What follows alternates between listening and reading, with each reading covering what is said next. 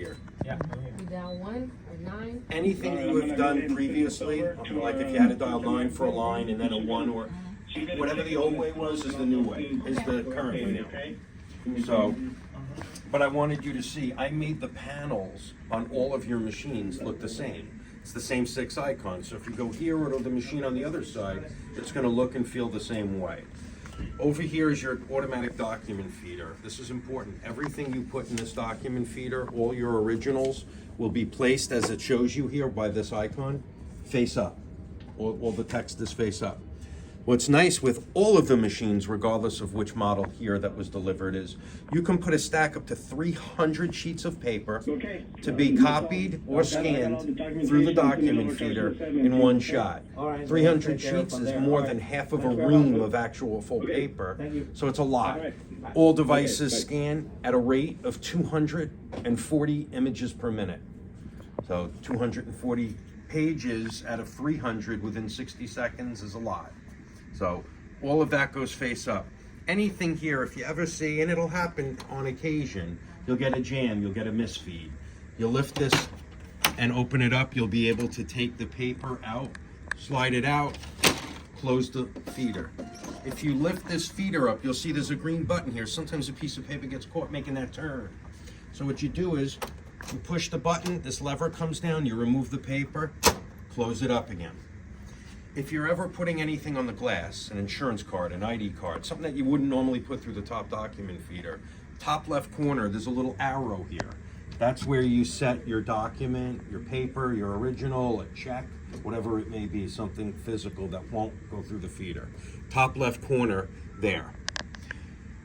You know, very common with copiers, people say, something's wrong with the scanner. I'm scanning pages and I have this line that goes down the page. But when you print something out, you don't have that line. So what happens is, and it would apply to copying and scanning, anything that goes through the document feeder of any copier of any brand is actually being read by just this 1-inch strip of glass right here. This whole thing where you see the light going back and forth on a copier, that's only when you put something here physically. But everything here, which is probably 95% of everything copied and scanned in all business in this country, is going to go through the feeder and only this little 1-inch wide strip of glass. What happens is, sometimes the more paper that goes through, or if something was just printed and then scanned, sometimes the ink or the toner or some whiteout can start to clump up along this glass here. But if you see it, sometimes visually you could see it and just go like this with your fingernail. What other people like to do sometimes is they'll take a microfiber cloth and just wipe it down over here to get any potential debris away. This will save you a service call from having to wait 2 to 4 hours for a technician to arrive. To honestly do the same thing, wipe it down in 10 seconds and then your scanning is good again. So there's times that yes, you need something mechanically fixed, but just know that you can a little self-maintenance over here on this glass strip will help if you start to see lines in the corners, lines in the middle of a page that are going down, but you'll notice that when you go to print, you don't see that. That's because printing comes from inside, there's nothing blocking it physically. That's why prints don't have lines sometimes. So that's basically document feeder maintenance and this 1-inch wide glass strip. Let's open up the unit here. Here's a tray. If this will tell you and do a really good job of, hey, a piece of paper may have gotten caught somewhere in here. Here's what to open and here's what to clip and touch. So like this piece of paper may come out here. Anything green or blue that has a knob, a dial, or a push button, you could adjust yourself.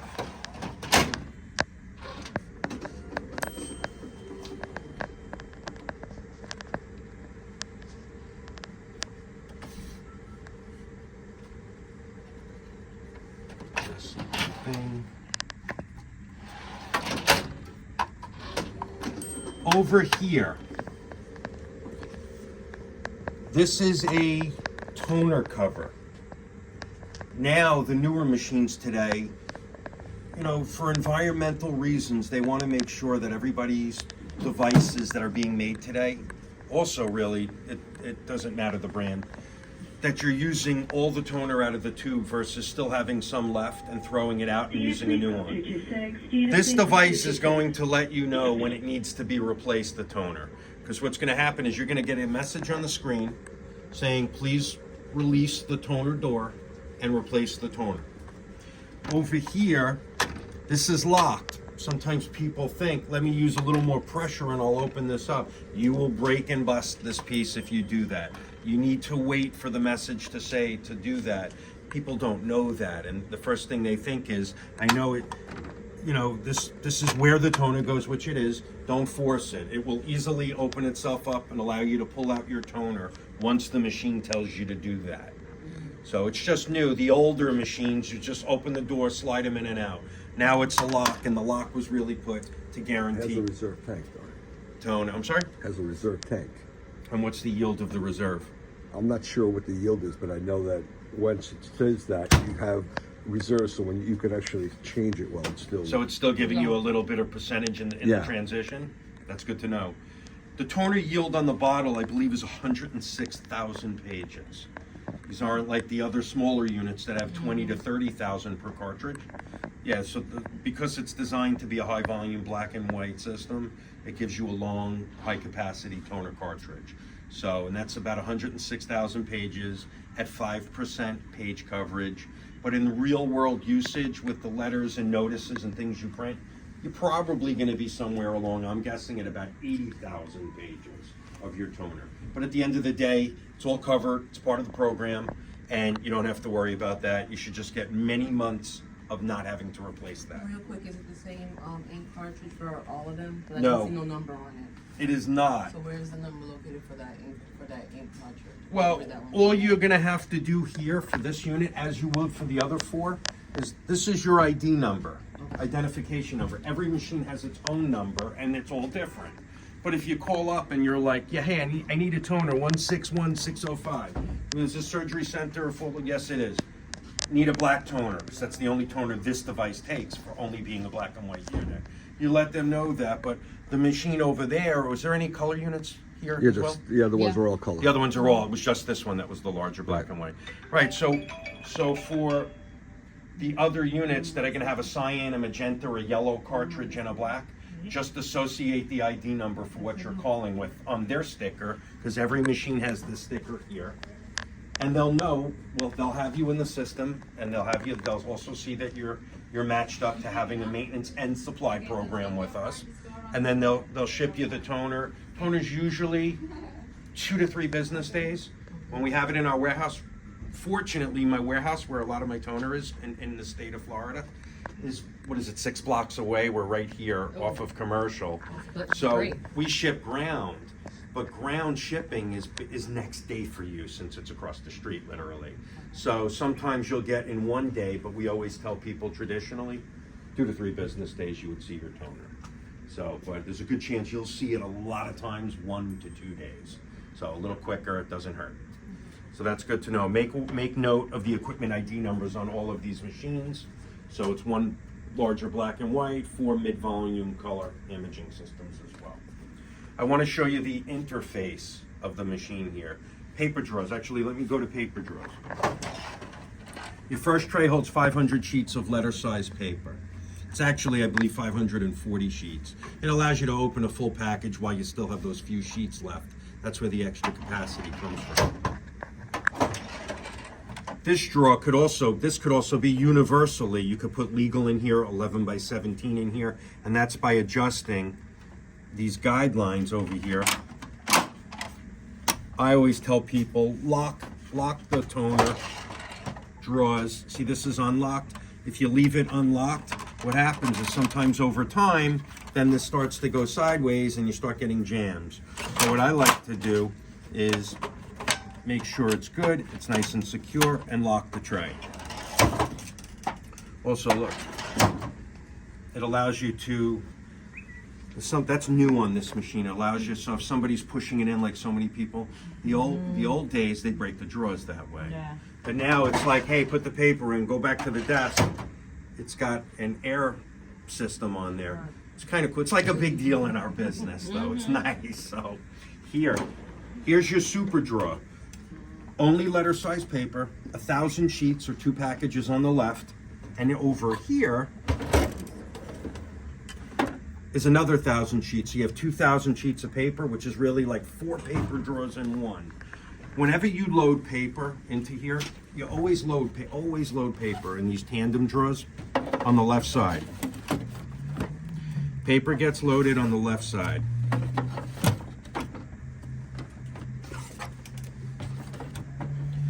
Also, see this little tab here? Make sure when you're putting paper in, it's not over it or anything like that, that you want it nice and snug in here. So what's gonna happen is when I shut this tray, you're gonna hear this elevated sound. What it's really doing right now is it's transferring that whole stack on the left to that cassette on the right, and then taking it inside the system. That essentially lets you load again another ream's worth. So when I open up this paper tray right now, in 10 seconds from now, let's say, when this stops, you're gonna see the left side empty, and that whole double package in here, it's already in this cassette over here. So, and that's for loading. And now you can load up the other part so that you don't have to change it every minute. So, if I may, here's what's called your bypass tray. Every machine has a bypass tray. But on the other machines that have a bypass tray, there's a little green lever over here that you have to, and that's on the color machines.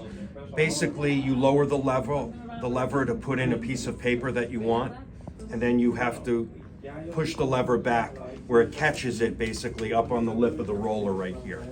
Here you don't have to. Here you could just adjust your tray. You know, you may use a tray like this to do letterhead. Maybe you print out labels or individual Avery sheets or labels. Any special piece of paper that you want to put in here that you don't want to put in a drawer, or paper that's used less often, you would go to the side bypass tray. Over here it shows you that anything that gets placed here that you want printed has to go, the blank side has to go face down. So this can do letters, this could do labels, sheets of labels, Avery labels. It can do envelopes. If you do envelope printing like those, the COM 10 envelopes, the 4.5 by 9.5, I think they are. Thicker letterhead, any special piece of media.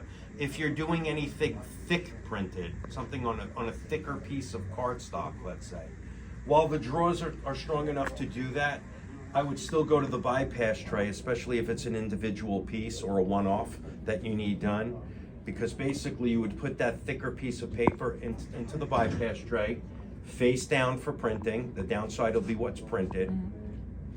And then you would click File Print like you would in any application, but then you go to Printer Properties in your print driver. And there is where you have to select paper type. It always defaults to that regular plain piece of paper, what it's called plain. You would go to, for the Toshibas, there's a thick 1 mode, there's a thick 2 mode. I think it goes up to thick 4. That just says, hey, print from my bypass tray. You have to choose the paper source, bypass. You don't want to put it on auto select. You want to let it know it's my bypass tray. And then for paper type, put in a thick 1 or a thick 2, whatever the weight of the package of paper it is that you're printing on. That's usually the difference of what thick 1 and thick 2 means. So it'll take a little longer to print because the machine has to fuse and heat up to a hotter setting to go through a thicker piece of paper or stock.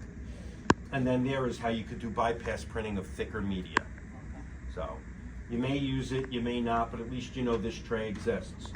On occasion, you'll get a jam or a misfeed, as we call it, here. This is the right side of the machine, and this is the side of the machine that all paper comes up before it goes out through the finisher, the middle of the finisher. So if you look over here, you may see, if you have a jam, a piece of paper right here. We usually use these 2 fingers, but depending, take the piece of paper right out.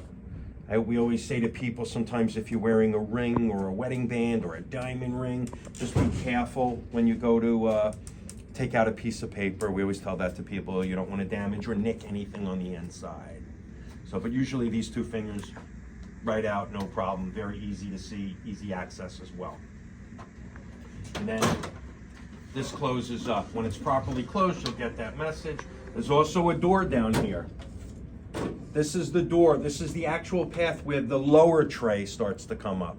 So this is another area, and now you're looking at both. Here's the whole right side of the machine where a piece of paper can occasionally get caught here. So at least you see, close that up.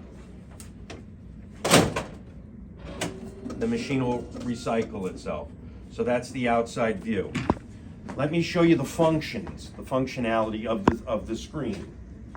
The first icon is copy. This is the screen you see on all of the copiers. You see there's basically 4 boxes here. The first box is zooming. That lets you reduce and enlarge. You can do it in 1% increments. You can do it in automatic presets if you've used them before. Let's say reducing a larger document 50%.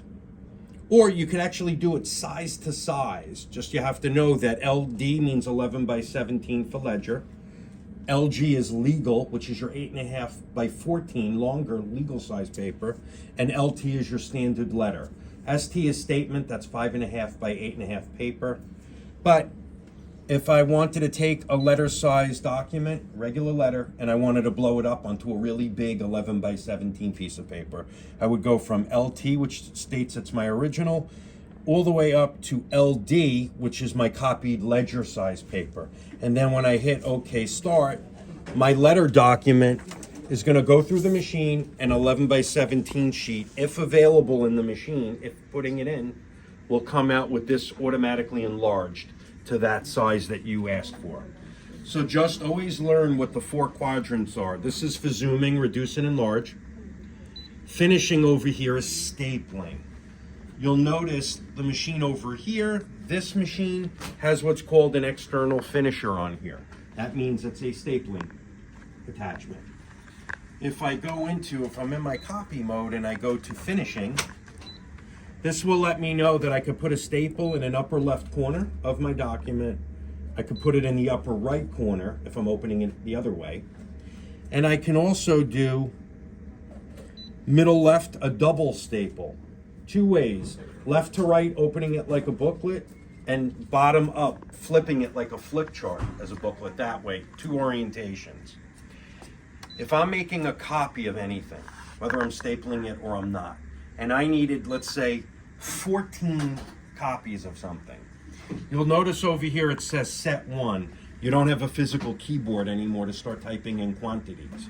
If I just touch the number 1 set, here a digital keyboard will pop up, and I can put 1-4 as far as 14 sets go. If I would have made a mistake and I hit another 4, oops, there's 144. I don't want that. Just hit the C for clear here. That only erases the quantity counter. So that's how you make more than 1 copy of anything, by pushing the actual number 1 that you see in the top right corner, and then using the quantity here on the digital keypad. Your third quadrant over here is to do 2-sided copies. That's called duplex copying. I have a front and back document. I need another front and back document. That would be, you'd select 2 to 2. I always tell people, look at the images, the little icons on the button. It'll show you on the left what you're starting with and what your desired output is on the right of that. So a front and back copy, if I needed another front and back copy, you go to 2 to 2.